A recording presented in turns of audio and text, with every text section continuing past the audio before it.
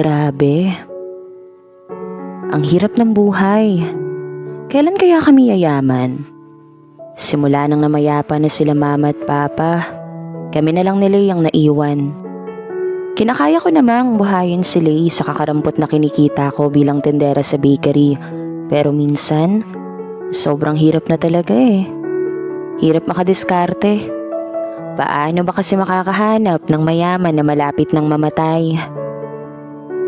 Ate, tara gala tayo. Libre ko. Oh, saan mo na naman nakuha yan? Alam mo na te, nakadiskarte eh. May Amerikano akong customer kanina. Malaki ang datong. Kaya eto, tiba-tiba. Tsaka, para mabawasan naman yung stress na iniisip mo, nakakawala ng ganda yan. Pumapasok ang kapatid ko sa bar or club. Paikot-ikot siya. Kapit patalim talaga kung tawagin. 29 na ako. Si Lay naman 23 pa lang. Hindi kami parehos ng trabaho ni Lay. Ako, nagtitinda ako sa bakery. Minsan naman, naghahanap din ng racket. Pero iba ang racket na hanap ko. Ang gusto ko, makahanap ng matandang mamamatay na. Masama man, pero kailangan eh. Kesa magantay ako na gumapang kami sa hirap. Si Lay naman, literal ang racket niya. 10K kada gabi. Kapag may customer siya, hindi ko na siya binabawalan doon. Hanggang sa mabubuhay kami, tatrabahuin namin ang dapat trabahuin.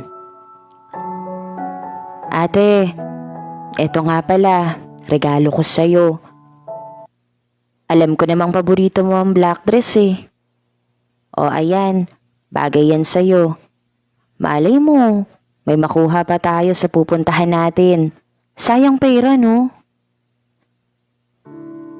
Hanga ako sa kapatid ko. Kasi kahit anong hirap ng buhay, hindi niya ako iniwan.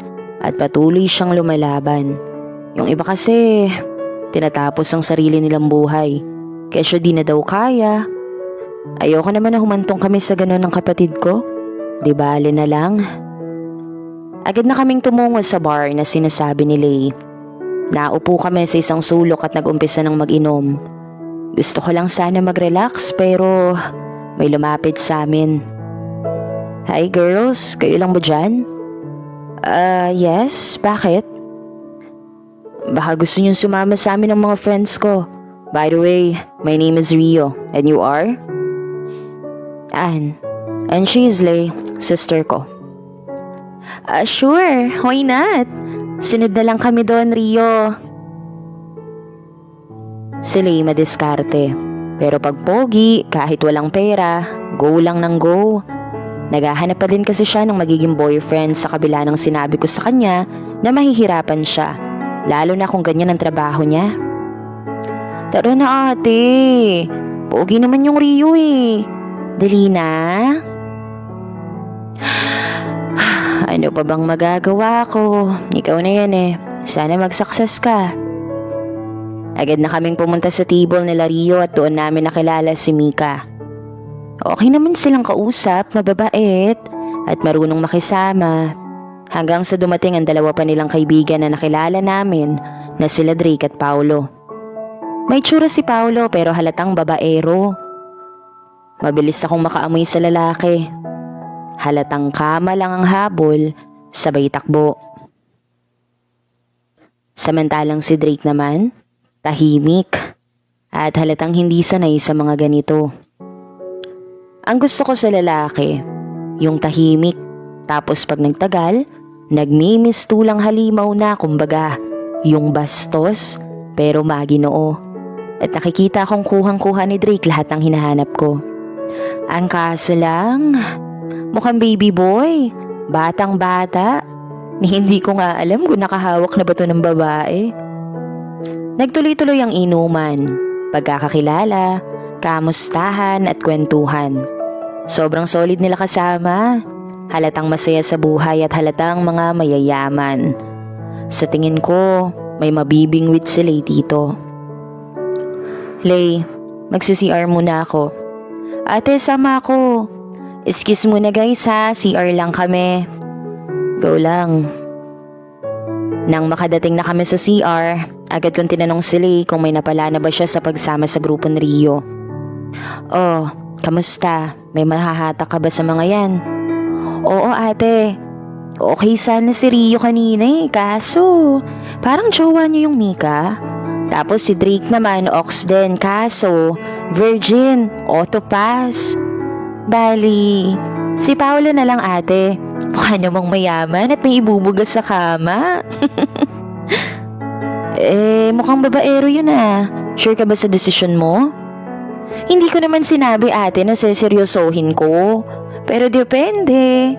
Nakakakilig kaya yung bad boy? Matuturuan mong maging good boy. Like, parang, come to mama dear. Hala ate, nakakakilig. Gaga. Anong come to mama? Patpatin ka. Buti na nga lang may hubog yung katawan mo, kung hindi, mukha kang pinagdamutan ng feeding program ng elementary. Payatot kasi talaga si Lay. Hindi biniyayaan sa hinaharap, pero bawi naman sa kurba at sa puwet, kaya okay na din.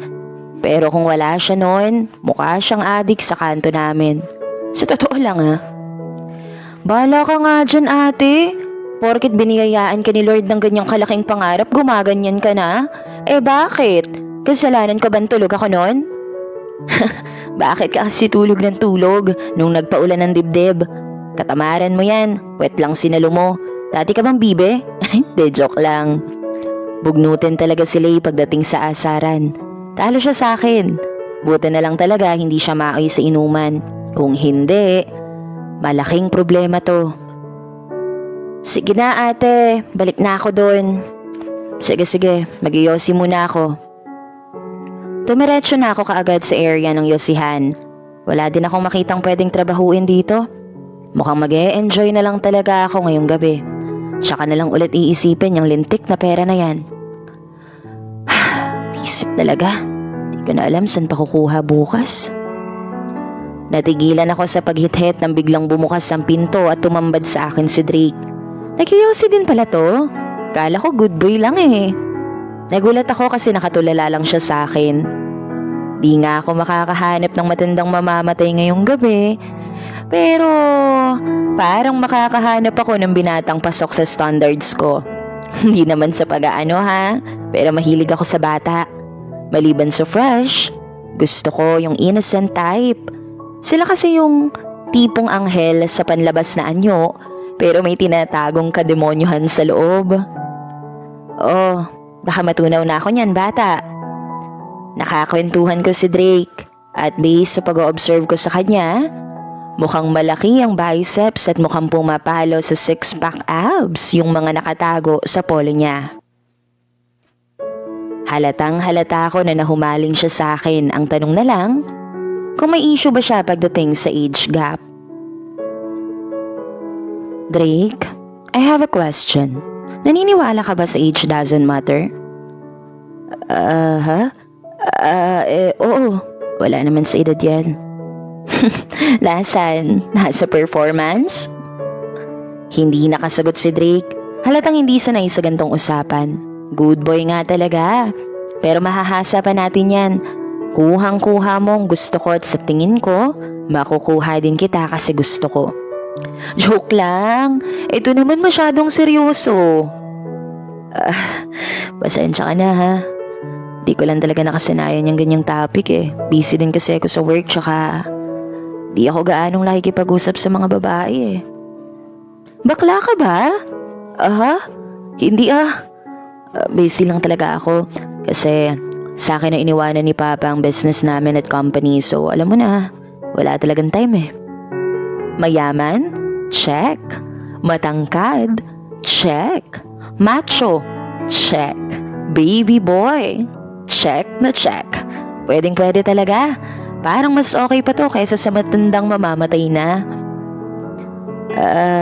Ba't mo pala natanong about sa age? Wala naman. May nakakausap kasi ako na mas older sa akin. As in older. 29 pa lang ako, di ba? Then siya, 50 na. Nakita ko ang pagkabigla sa mga mata ni Drake.